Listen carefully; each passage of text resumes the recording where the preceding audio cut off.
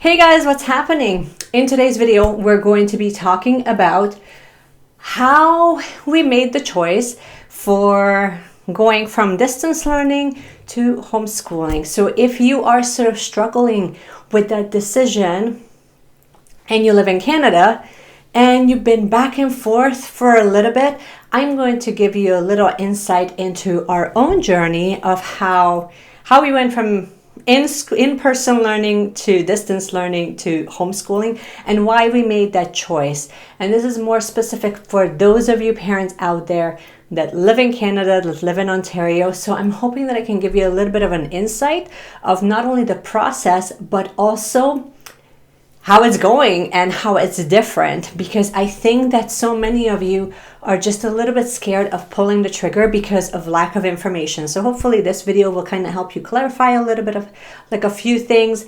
And without further ado, why don't we just dive right in?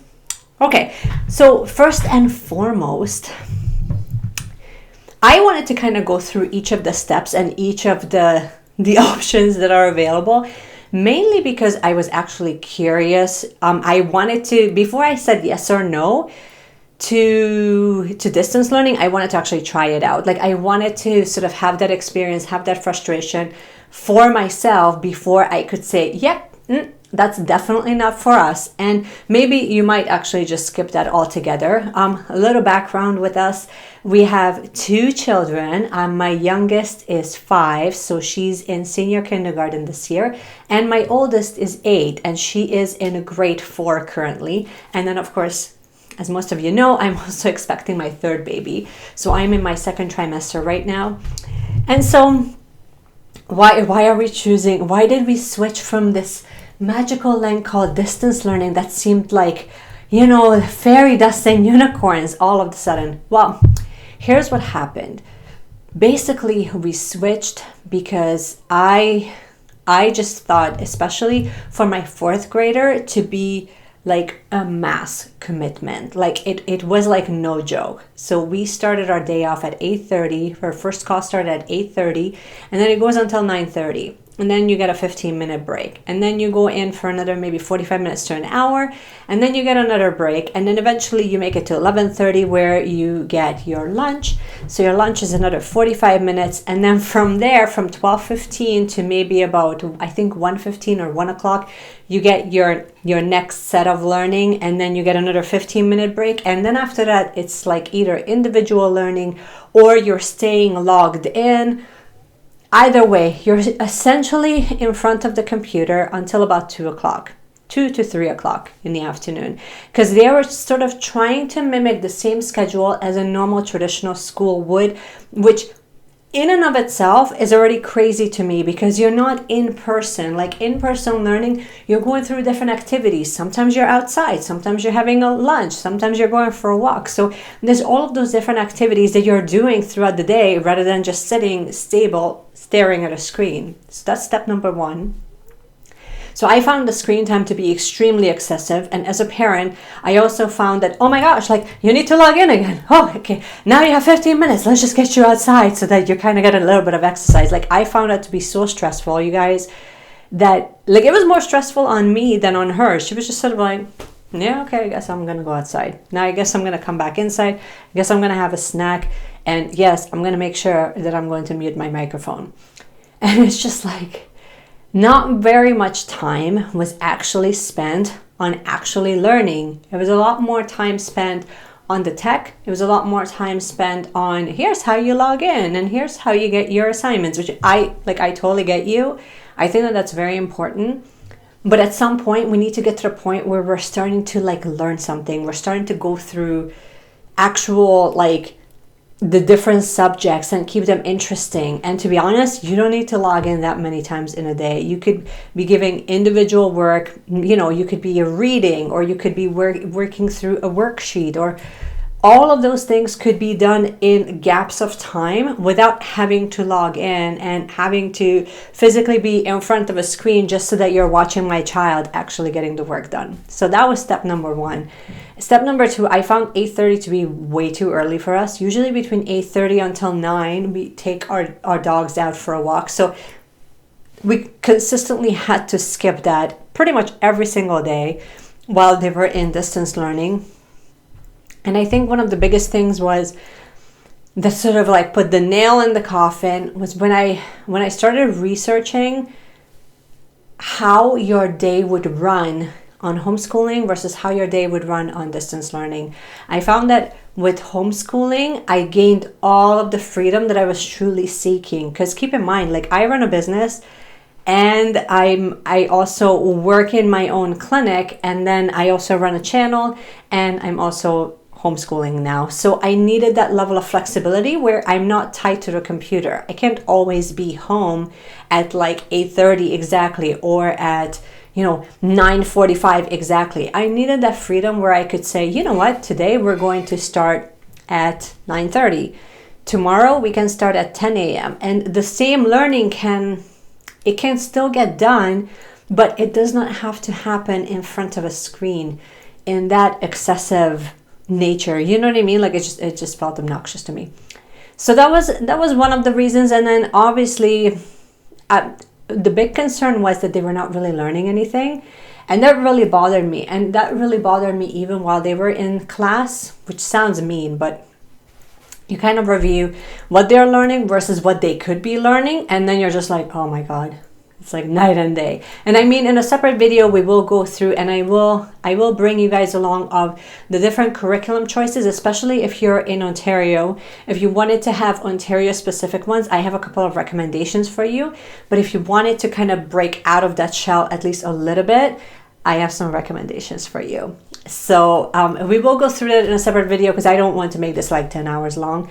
But the big thing that really sold it to me with regards to homeschooling is one very simple thing. And I didn't, you guys, I mean, had you told me that I'm going to be this person making this video about a year ago, I would have said, you're so full of it. The biggest thing that sort of sold it to me was simply the fact that I have the absolute ability to make my children and give them the opportunity to be excited about learning. And when I heard other homeschooling parents kind of talk about that, it wasn't like registering until I started looking into it. I was like, oh, that's like super important to me. And honestly, like, once you kind of look into this and you realize that it's important to you too, you might start looking into homeschooling as an option. So I had this misconception that homeschooling is going to be really rigid. It's not going to give me any flexibility. I'm going to be working on it all the time, and I need to know all the answers, and I'm not qualified. Okay, so given the right environment with the right attitude and the right tools, you can make it work, mama. I'm telling you this. A lot of these doubts that we have that come up, and sometimes it's society that brings on that doubt. Sometimes we create it through our own insecurities. Either way, we can manage those insecurities, ladies. I mean, seriously, if you have the desire to start teaching your children because you want to expose them to just different subjects that they are not currently, homeschooling might actually be for you. If you're finding that what they're learning, they're not grasping, or they need a little bit more time explaining, especially math, like I'm specifically thinking of grade 3, grade 4 math.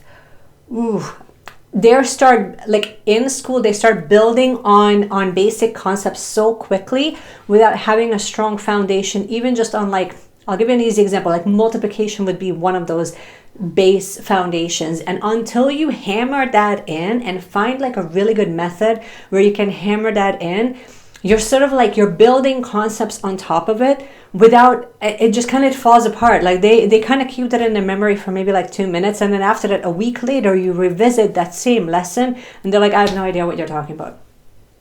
Like, I'm confused. So I'm finding right now that we can take our time. I don't have to rush. I don't feel that sense of anxiety of, oh, you better hammer it in, you better get it in, I'm actually able to get more in, keep them engaged and more interested in learning. Right now we're going to be exposing them to literature, to poetry, to like art, and like there's all of these different subjects that they're not quite getting right now in school. History is another one of them. They don't have grade 4 history. They start to learn that in grade 5 in Ontario. And I was like, oh my God, I could get like grade 1 history curriculum. And I mean, you can teach history as a family style, like basically almost like a storytelling, and make them just curious about it, but then they're already been exposed to it, right? Same thing with science. We can get into like science experiments. So like you can make them so fun and so interesting, instead of just like, this is what we're doing, and then this is what we're doing tomorrow, and you're like, ugh, kill me now, right? So I mean, I remember looking at some of my oldest daughter's schools from back school, like when she was working on math specifically, and I'm looking at that book from like the 70s, and I'm like, oh my God, like you got to find a newer way of explaining those concepts, because I'm not getting it as a parent, let alone a student understanding it. So here, again, we'll go more into details to what we chose, what I looked into, why I looked into it. But for now, like the big thing for me that kind of sold it is just being excited about learning in general. Me having the ability of doing things like unit studies and just like different subjects that they may or may not be exposed to, or they may, well, first of all, they will never learn things like organization, time management. What was the other one that I wanted to really do?